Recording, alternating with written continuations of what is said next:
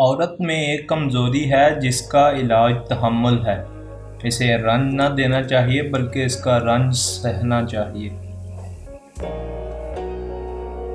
اپنے معاملات سے ہوشیار اور چوکنا رہنا اور سوچ سمجھ کر کام کرنا سعادت کی کنجی ہے۔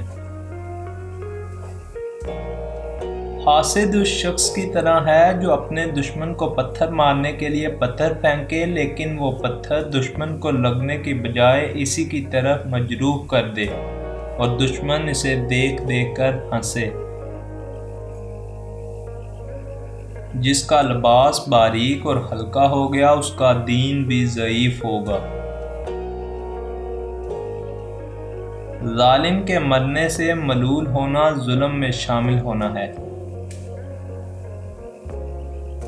مال حرام سے صدقہ دینے والا ناپاک کپڑا پیشاب سے دھونے والے کی مثل ہے۔ جو شخص حرام کھاتا ہے اس کے تمام اعضاء گناہ میں پڑ جاتے ہیں۔ اگر مستجاب الدعوات بننا چاہتے ہو تو لقمہ حلال کے سوا پیٹ میں کچھ نہ ڈالو۔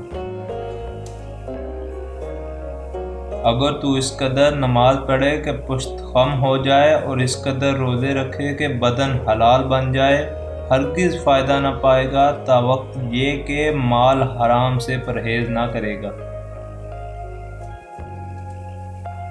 بازار کے اندر ذکر الہی میں مصروف شخص مردوں میں زندہ کی مثل، مغروروں میں غازی کی مثل اور خشک درختوں میں سرسبز کی مثل ہے۔